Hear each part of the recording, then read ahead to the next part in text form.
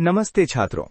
आज हम भारतीय लोक कला के एक बहुत ही खूबसूरत रूप गोंड आर्ट GOND आर्ट के बारे में विस्तार से पढ़ेंगे। चलिए एक एक करके इन स्लाइड्स को समझते हैं। नमस्ते सबको। आज की हमारी क्लास का विषय है गोंड कला और लोक गाथाएं। ये एक कल्चरल स्टडी यानी सांस्कृतिक अध्ययन है।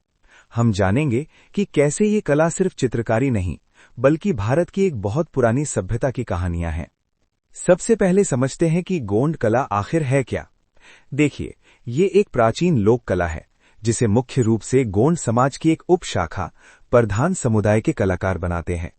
इस आर्ट की खासियत ये है कि इसमें सिर्फ फूल पत्तियां नहीं होती, बल्कि इसमें गोंड समाज की पुरानी कथाओं, गीतों और कहानियों को रंगों के जरिए दिखाया जाता है।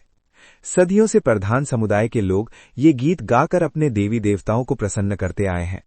अब आप सोच रहे होंगे कि गायन से चित्रकला का क्या नाता। दरअसल प्रधान लोग पहले राजगोंड राज परिवारों में जाकर कथा गायन करते थे। उन्हें समाज में चारण कवि या बार्ड्स कहा जाता था। लेकिन समय के साथ जब गाने की परंपरा कम हुई, तब मशहूर कलाकार जनगढ़ सिंह श्याम जी ने एक नई शुरुआत की। उन्होंने उन मौखिक कहानियों को जो सिर्फ सुनी जाती थीं, उन्हें कैनवस पर उतारना शुरू किया। उन्हीं के नक्शे कदम पर चलते हुए आज पद्मश्री भज्जू सिंह श्याम और दुर्गाबाई व्याम जैसे कलाकार इस कला को आगे बढ़ा रहे हैं। गोंड कला का असली हार्ट या हृदय उनकी वीर गाथाएं हैं।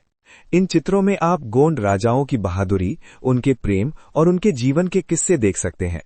ये इतिहास और कल्पना का एक बहुत सुंदर मिश्रण होता है। इसमें राजा पेमर शाह, हृदय शाह और राजा हीरा खान जैसे महान नायकों की वीरता और उनके श्रृंगार का वर्णन मिलता है। चलिए अब एक प्रसिद्ध कहानी सुनते हैं, राजा पेमर शाह की कहानी। राजा पेमर शाह बहुत ही समृद्ध और महान राजा थे। उनके पास खेती के लिए 900 जोड़ी हल और 1600 बैल थे, जो उनकी संपन्नता को दर्शाते हैं। उनकी प्रजा और यहां तक कि पशु पक्षी भी बहुत खुश थे। लेकिन कहते हैं ना कि वक्त हमेशा एक जैसा नहीं रहता।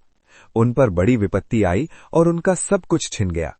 नौबत यहां तक आ गई कि राजा और उनकी रानी पोषपाल को जंगल में कंदमूल खोदकर अपना पेट भरना पड़ा। उनके भाइयों ने भी मुसीबत में उनकी कोई मदद नहीं की। लेकिन फिर एक चमत्कार हुआ। एक दिन जब रानी पोषपाल जंगल के रास्ते से जा रही थीं, तो उनकी चांदी की पायल, जिसे चांदी की नामर कहते हैं, वो एक पत्थर से टकराई। टकराते ही वो चांदी की पायल सोने की हो गई। वो कोई साधारण पत्थर नहीं, बल्कि एक पारस पत्थर या फिलोसोफर स्टोन था।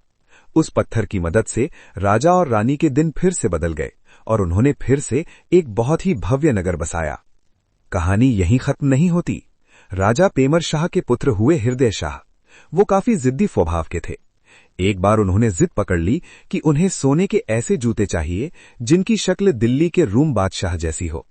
और सिर्फ इतना ही नहीं, उन जूतों को पहनकर उन्होंने गढ़ मंडला में एक आकाश दीप जलाया। उस दीप की आंच इतनी तेज थी कि दूर दिल्ली में बैठे रूम बादशाह की दाढ़ी जलने लगी, जिससे बादशाह बहुत क्रोधित हो गया।